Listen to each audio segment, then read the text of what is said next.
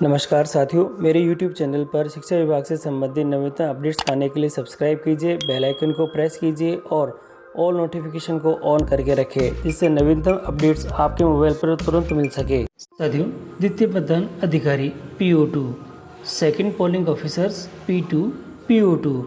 चुनाव में द्वितीय मतदान अधिकारी कार्य और दायित्व क्या होंगे और किस प्रकार से ये अपना कार्य करेंगे। मतदाता रजिस्टर इसके अंदर क्या होगा, प्रारूप 17 के नियम 49 और तय देखिए। मतदाता रजिस्टर किस प्रकार से भरना होगा, मतदाता रजिस्टर में एंट्री किस प्रकार से करनी होगी, मतदाता पर्ची किस प्रकार से काटनी होगी और जो अमिट शाही का निशान लगाना है वह किस प्रकार से लगाएंगे। तो साथियों, इन सभी महत्वपूर्ण जानकारियों के संदर्भ में आज का ये वीडियो है, तो आप वीडियो को शुरू से अंत तक जरूर देखिए। और यदि आप हमारे चैनल पर नए हैं तो चैनल को सब्सक्राइब करके रखें, जिससे कि इस प्रकार के जो अपडेट हम आपके लिए लेकर आते हैं आपको सबसे पहले हमारे चैनल के माध्यम से प्राप्त होते रहें। तो साथियों, शुरू करते हैं आज का वीडियो। और साथियों, ये जो वीडियो है ये केवल एक आपके लिए जानकारी मात्र है और इसमें किसी प्रकार का विरोधाभास होने पर आप निर्वाचन आयोग के द्वारा जो प्रदत्त दिशा निर्देश है और उनके द्वारा जो गाइडलाइन है उन्हीं को आप सर्वोपरि माने और मेरे द्वारा दी गई जानकारी है वह आपको केवल सूचनात्मक मात्र है। इसमें किसी प्रकार का विरोधाभास होने पर ये जो चैनल है इसके लिए उत्तरदायी नहीं होगा। तो साथियों, शुरू करते हैं आज का वीडियो। साथियों, द्वितीय मतदान अधिकारी के कर्तव्य और यहाँ महत्वपूर्ण बातें दे रखी है। देखिएगा, यहाँ पे द्वितीय मतदान अधिकारी अमिट शाही का बार साधक होगा। यह प्रथम मतदान अधिकारी के पास बैठेगा और इसके पास मतदाता सूची की दूसरी प्रति भी होगी और इसके पास मतदाता रजिस्टर और मतदाता पर्ची होगी। आयोग के नवीनतम निर्देशों के अनुसार मतदाता रजिस्टर जो 17A में वास्तविक मतदान से पूर्व मॉक पोल का डाटा क्लियर करने का प्रमाण पत्र अंकित किया जाएगा, तो ये भी थोड़ा सा ध्यान रखिएगा। और जैसे ही मतदाता इस मतदान अधिकारी के पास आएगा वह मतदाता के बाईं तर्जनी का निरीक्षण करेगा और इस पर कोई अमिट शाही का चिन्ह पहले से है तो नहीं, ये ध्यान रखेगा। देखिएगा, और इसमें दे रखा है मतदाता की बाईं तर्जनी के नाखून और चमड़ी के रेंज युक्त पर अमिट शाही का निशान लगाएगा। देखिए, ये जो हमारा द्वितीय मतदान अधिकारी है PO2 है और इनको क्या करना पड़ेगा ये दिखा रखा है कि बाएं तर्जनी के नाखून और चमड़ी के रेंज युक्त पर अमिट शाही का निशान लगाएगा।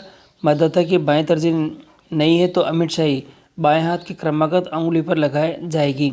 यदि बाएं हाथ में कोई भी उंगली ना हो तो अमिट शाही मतदाता के दाएं हाथ की तर्जनी पर लगाई जाएगी।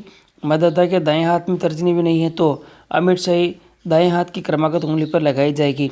साथियों, यदि दोनों हाथों में कोई भी उंगली ना हो तो अमिट शाही बाएं या दाएं हाथ के अंतिम सिरे पर लगाई जाएगी। तो थोड़ा सा ये नोटेट कर लीजिएगा कि किस प्रकार से जो आपको शाही का लगाने का काम करना है। और द्वितीय मतदान अधिकारी के कर्तव्य देखिए, यहाँ पे फोटो में एकदम क्लियर दे रखा है।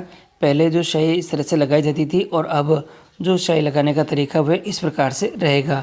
और यहाँ पर दे रखा है अमिट शाही के प्रयोग के संदर्भ में नवीन प्रावधान। अमिट शाही बाईं तर्जनी के नाखून के आखिरी सिरे से प्रथम जोड़ के नीचे तक मतदाता प्रदर्श ब्रश की सहायता से मतदाता की उंगली पर लगाई जाएगी, जैसा कि चित्र में दिखाया गया है। और मतदाता का रजिस्टर, साथियों देखिए, मतदाताओं के रजिस्टर 17A के कॉलम 2 में मतदाता की निर्वाचक नामावली में क्रमांक लिखेगा और कॉलम 2 मतदाता के हस्ताक्षर और अंगूठा निशानी लगेगा। ध्यान रखिएगा, तो ये थोड़ा सा इम्पोर्टेंट रहेगा। और इसके साथ ही यह दे रखा है, यदि मतदाता मतदान है तो मतदाता पहचान पत्र से मतदान करता है तो मतदाता रजिस्टर 17A के कॉलम 3 में EP लिखेगा।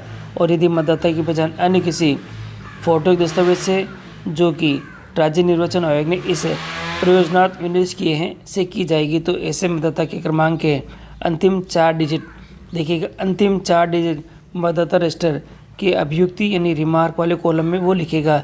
तो आपको यहाँ पे क्लियर कर लेना है कि देखिएगा, यदि मतदाता पहचान पत्र से मतदाता पहचान पत्र से मतदान करता है तो उसके लिए वो EP लिखेगा। और अन्य कोई लेके आता है, कोई भी वो फोटो एक पहचान पत्र लेके आता है तो उस फोटो एक पहचान पत्र के दस्तावेज के क्रमांक के अंतिम जो 4 अक्षर होते हैं वह उसके क्रमांक वाले कॉलम में आपको लिखने होंगे। और मतदाता के हस्ताक्षर का आशय मतदाता के नाम व उपनाम में है, केवल निशान नहीं है, थोड़ा ध्यान रखिएगा। यदि मतदाता अपना अंगूठा लगाता है तो मतदाता के बाएं हाथ का अंगूठा लगाएगा। देखिए, ध्यान रखिएगा, अगर अंगूठा लगाना है तो बाएं हाथ का लगाएंगे, यदि बाएं हाथ का अंगूठा नहीं है तो दाएं हाथ का अंगूठा लगाएंगे। और दोनों ही अंगूठे नहीं है तो बाएं हाथ की उंगलियों की छाप लें यदि बाएं हाथ की उंगलियां भी नहीं तो दाएं हाथ की उंगलियों की छाप लें, और दोनों उंगलियां नहीं तो मतदाता के साथी के हस्ताक्षर अथवा अंगूठा निशानी यहाँ पे लेनी होगी। तो ये आपको थोड़ा सा ध्यान रखना होगा।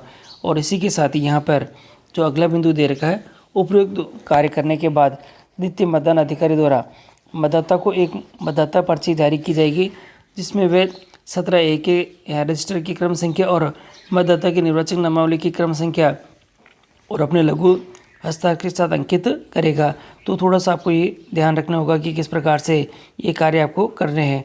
देखिए, जो द्वितीय मतदान अधिकारी होगा उनके पास में मतदाता एक रजिस्टर होगा और उसका प्रारूप यहाँ पे 17K के रूप में दे रखा है, और नियम 49 है। देखिए, मतदाता रजिस्टर इस प्रकार से रहने वाला है, और यहाँ दे रखा है कि सबसे पहले कौन सा निर्वाचन क्षेत्र से लोकसभा, राज्यसभा की विधानसभा के लिए निर्वाचक के लिए इस प्रकार से करना है।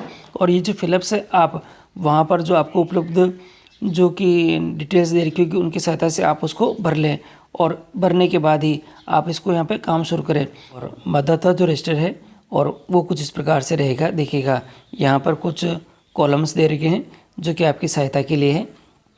और निर्वाचक नामावली में निर्वाचक की क्रम संख्या क्या है, और क्रम संख्या यह लिखेंगे।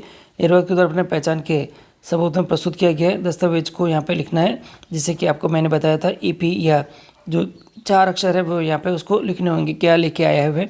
और निर्वाचक के हस्ताक्षर अंगूठे के निशान आपको यहाँ पे लेने हैं। अंगूठा लेना है तो बाएं हाथ का लेना है, बाकी आपको निर्वाचक के हस्ताक्षर यहाँ पे ले लेने हैं। और टिप्पणी में अगर आप लिखना चाहें तो यहाँ पर जो भी वो दस्तावेज लेके आए हैं, अगर वो मतदाता सूची, मतदाता पहचान पत्र के अलावा कोई लेके आता है तो अंतिम 4 अक्षर आपको यहाँ पे लिखने होंगे, थोड़ा सा ध्यान रखिएगा। देखिए, और इसी के साथ ही आपको यहाँ पे एक पर्ची भी देनी होगी जो कि कुछ इस प्रकार से रहेगी। मतदाता रजिस्टर के कॉलम 1 के अनुसार, जो देखिए कॉलम जो 1 है और उसमें आपने जो कि क्रम संख्या चल रही होगी, ये देखिए, ये जो क्रम संख्या चल रही है इस क्रम संख्या को आपको यहाँ पर सबसे पहले इंकित कर देना है। और मतदाता का निर्वाचक नामावली में यथा प्रविष्ट निर्वाचक क्रमांक क्या है वो आपको यहाँ पे लिखना है, और आपके लघु हस्ताक्षर आपको यहाँ पे कर देने हैं। तो इस प्रकार ये मतदाता पर्ची आपकी जो आपको उस मतदाता को आपको देनी होगी। तो इस प्रकार से ये कार्य रहने वाला है आपके।